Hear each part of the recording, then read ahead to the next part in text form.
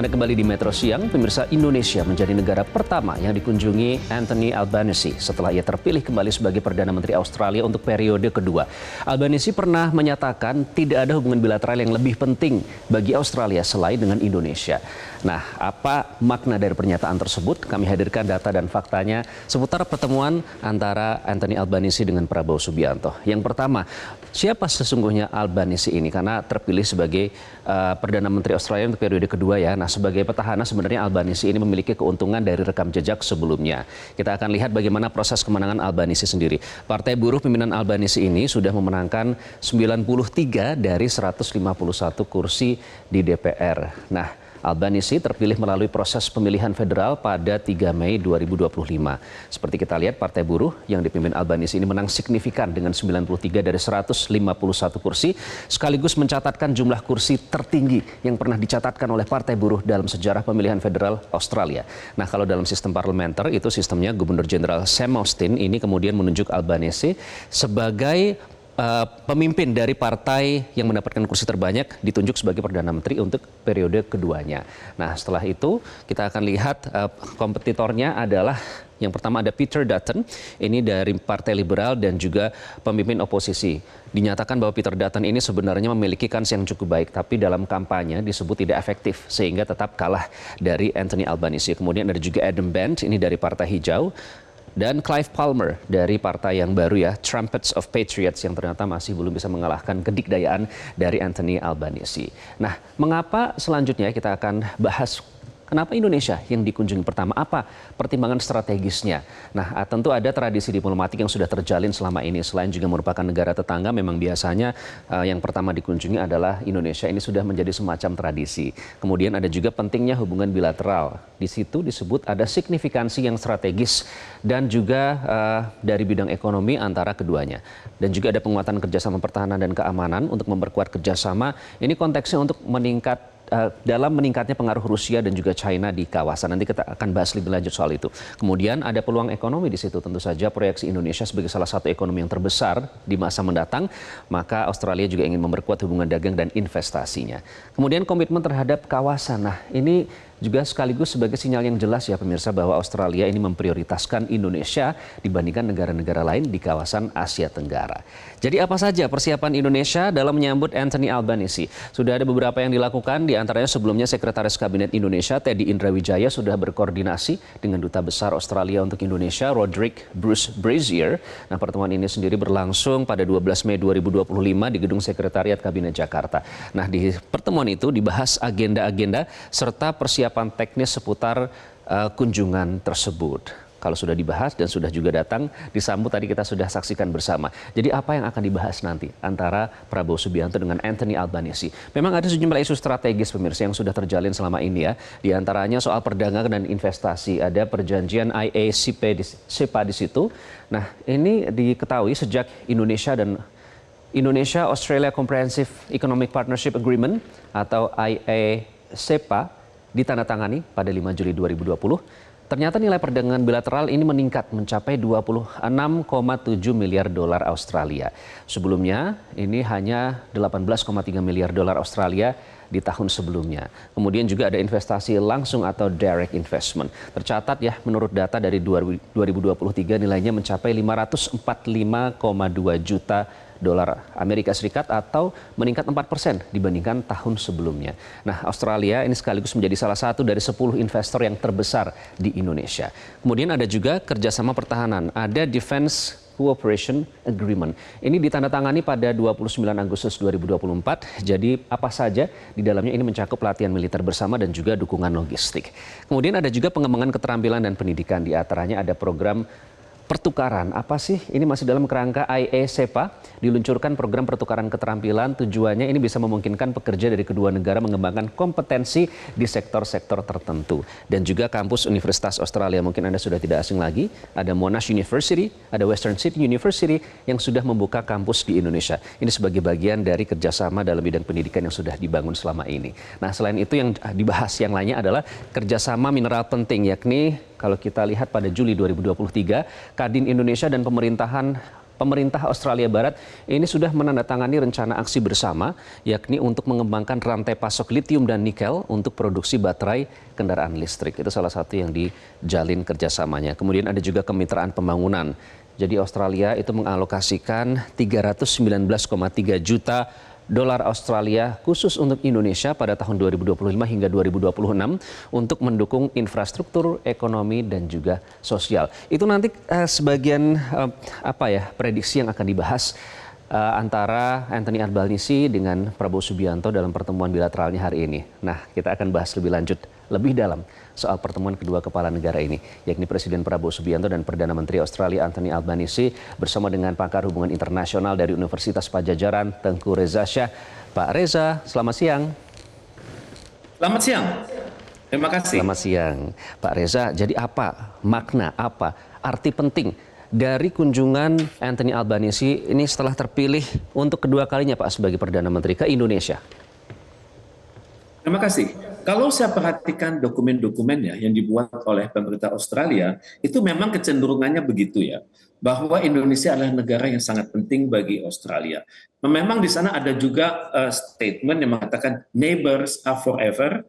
Yang kedua adalah good neighbor is better than your distance relative. Jadi tetangga yang baik itu lebih penting, lebih bermakna bagi Australia daripada saudaranya yang jauh. Tentunya saat itu mereka membandingkannya dengan di Eropa sana. Kemudian juga kenapa hal ini penting? Karena bagi Australia, kalau kita perhatikan dokumen-dokumen strategis Australia, itu kata kunci Indonesia sangat banyak. Terutama sekali dokumen-dokumen pertahanan pada masa Perang Dingin. Mereka sangat berkepentingan. Indonesia itu negara yang stabil, negara yang tumbuh teratur, yang kelas menengahnya terbentuk dengan baik, dan juga senantiasa bersahabat dengan Australia. Karena mereka secara strategis berpikir bahwa Indonesia yang aman itu akan menjadi tameng bagi negara lain untuk menguasai Australia. Kemudian juga secara sejarah ya, hubungan kita dengan Australia kan udah lama, tahun 1949. Kemudian juga sebelumnya tahun 1947 itu pekerja buruh di Australia yang masuk Labour Party itu secara solider mendukung kemerdekaan Indonesia dengan cara mempersulit ekspor impor perdagangan yang lewat dari Belanda, dari Hindia Belanda saat itu untuk ke luar negeri. Jadi kalau misalnya barang-barang tersebut transit di Australia dipersulit, barang-barang itu datang ke Australia untuk tujuan Indonesia, waktu itu namanya Hindia Belanda, itu dipersulit. Jadi ini yang membuat mereka punya hubungan batin sama Indonesia. Juga kita banyak sekali punya perjanjian dengan Australia. Pada masa Pak Harto itu namanya Agreement of Mutual Security tahun 95, kemudian dibatalkan karena keterlibatan Australia dalam kasus Timor Leste, Timur Timur saat itu. Dan juga kita memiliki dengan pemerintahan Australia sesudahnya itu namanya Lombok Treaty ditekan tahun 2007. Kemudian tahun 2018 kita punya namanya Indonesia Australia Comprehensive Strategic Partnership. Kemudian juga bulan Juli 2020 kita punya Indonesia Australia Comprehensive Economic Partnership Agreement. Jadi dokumennya itu sangat banyak dengan Australia. Jadi karena itu wajar kedatangan Perdana Menteri Anthony Albanese ini akan banyak membahas urusan-urusan bilateral, urusan-urusan regional, dan juga urusan-urusan yang levelnya global. Karena kalau bicara urusan bilateral, maka tentunya kita akan berbicara tentang mereka akan mencoba menjawab kebutuhan Indonesia di bidang food security dan energy security. Kemudian juga mereka akan berupaya juga agar investasi mereka naik. Kemudian juga kita barangkali akan mencoba agar hubungan tingkat kemanusiaan, tingkat masyarakat itu akan semakin baik. Mungkin kita akan berbicara kalau bisa visanya dikurangi. Tapi juga untuk kalau berbicara soal tourism, itu kalau kita hitung-hitung, itu turis di Australia yang ada di Bali itu bisa-bisa sekitar 500 juta per tahun. Jadi tentunya nanti terasa sekali akan semakin penting hubungan bilateral itu kalau kita nanti menyimak bagaimana statement dari kedua kepala negara, kalau kita kepala negara, kepala pemerintahan, kalau di Australia itu kepala pemerintahan saja. Jadi Indonesia itu semakin penting karena kita adalah tokoh di ASEAN, kemudian kita adalah penggerak Indo-Pasifik, terutama sekali dengan ide-idenya ASEAN Outlook on the Indo-Pacific.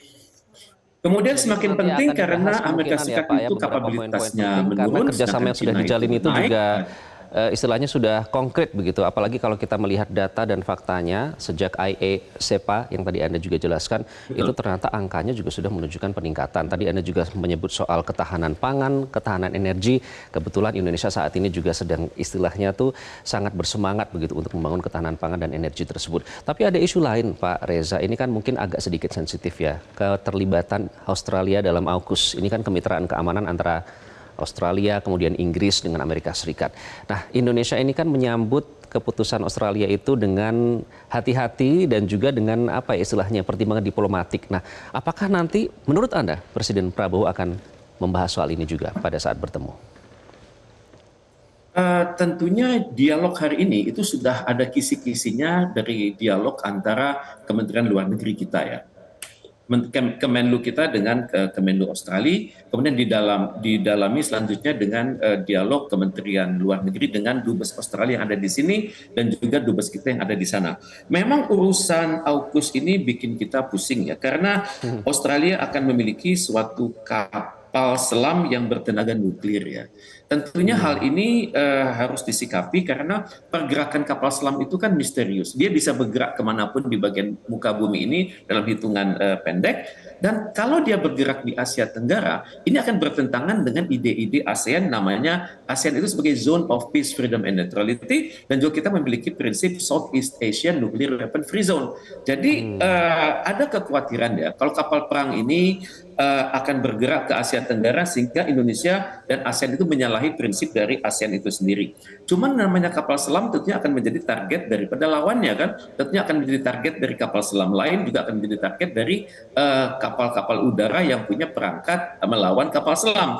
Jadi sebenarnya kita tahulah kapal selam itu sangat berbahaya, tapi tidak ditargetkan untuk Indonesia karena dia punya negara lain yang dia fokus, ya. Ini dalam hal ini adalah Cina yang semakin kuat secara ekonomi, politik, militer, dan pada saat yang sama yang Australia melihat sekarang ini yang terjadi adalah pergeseran dari Pax Americana yang menyusut dengan Pax Sinica yang menaik. Di dalam kondisi seperti ini, maka pergerakan angkatan laut, angkatan bersenjata Cina itu akan sangat aktif, terutama sekali di Laut Cina Selatan. Di Laut Cina Selatan inilah kita secara batin lebih dekat kepada Australia daripada Cina karena Australia itu menghendaki freedom of navigation sama dengan Amerika Serikat, sedangkan Cina menerapkan prinsip 9 dash line ataupun juga 10 dash line yang tidak dikenal dalam hukum internasional. Jadi kita ini memang harus sangat berhati-hati dalam menyikapi bagaimana Australia dan juga bagaimana Cina, tapi setidaknya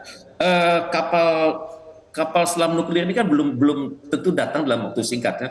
Karena sejak dipesan oleh Australia itu juga bikin masalah dengan Perancis, kemudian juga Australia juga belum tentu sanggup dalam waktu singkat ini menyiapkan aturan-aturan yang bisa menjawab himbauan-himbauan dari International Atomic Energy Agency ataupun juga himbauan-himbauan dari Non-Nuclear Proliferation Treaty. Jadi Australia sekarang masih perlu waktu untuk benar-benar siap dengan kapal tersebut. Mungkin kapal Pak itu Reza, akan artinya datang, ini kemungkinan besar akan dibahas karena kita melihat background dari Pak Prabowo sendiri yang pernah menjadi Menteri Pertahanan ya, jadi ada relevansinya di situ. Kalau tadi Pak Reza bilang AUKUS ini bikin Indonesia pusing, tapi ada juga yang mungkin membuat pusing atau khawatir Australia, Pak. Kita berbicara soal wacana atau isu sensitif soal Rusia yang tertarik untuk membangun pangkalan militer di Biak, Papua. Nah, kita ingat Pak Albanese saat itu pernah memberikan pernyataan menekankan pentingnya mengcounter pengaruh Rusia di Indonesia karena situasi ini ternyata menimbulkan kekhawatiran tersendiri di Australia dalam dinamika keamanan regional.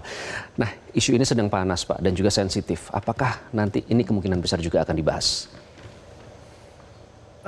Kalau dua kepala pemerintahan bertemu itu dialognya tidak bisa diduga oleh kalangan awam seperti saya ya. Mereka akan berbicara bilateral, regional, dan juga global.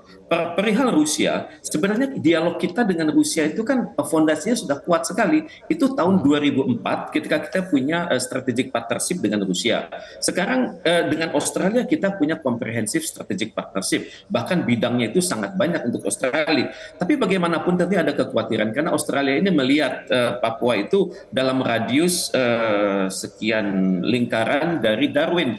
Jadi kalau kita lihat dokumen-dokumen strategis Australia, dia tuh melihat dunia itu dari Darwin secara pertahanan ya. Jadi lingkaran pertama itu masuk Timor Leste dan Indonesia bagian timur. Tapi lingkaran kedua itu mulai masuk Papua. Jadi tentunya Australia berpikir kehadiran Rusia di Papua ini walaupun untuk tujuan damai, tujuan apa ya, satelit, pengorbitan satelit, kemudian juga untuk tujuan-tujuan eksplorasi mineral, kemudian tujuan-tujuan pembangunan pelabuhan. Kalau bagi kita sih sifatnya pembangunan infrastruktur Indonesia itu kan terbuka. Australia mau invest monggo, Cina mau invest silakan, Amerika Serikat mau invest silakan. Tentunya dengan niat itu saling menguntungkan dan tidak membahayakan negara sekitar. Jadi untuk dalam konteks ini saya bisa mengerti kalau wilayah biak itu sangat strategis dari perspektif Rusia dan juga perspektif Indonesia untuk peluncuran satelit. Karena kita dengan Rusia sudah membahas hal ini dari tahun 2004 dan sekarang praktek yang akan dicoba dilakukan kita bersama dengan Rusia. Sedangkan dengan Australia kita punya Lombok Treaty tahun 2007 bulan November, itu ternyata memang kita sudah berbicara tentang kerjasama dirgantara, tapi kan belum kunjung berhasil. Jadi saya sangat berharap adanya Rusia hal ini dalam hal ini juga mempercepat Australia untuk mengajak Indonesia bekerja sama dalam riset-riset kedirgantaraan, ataupun riset-riset luar angkasa. Nanti kita nantikan bersama ya joint statement yang akan segera diberikan baik oleh Presiden Prabowo maupun Perdana Menteri Anthony Albanese. Terima kasih Pak Tengku Reza Shah, pakar hubungan internasional dari Universitas Padjadjaran. Jelajahi cara baru mendapatkan informasi. Download Metro TV Extend sekarang.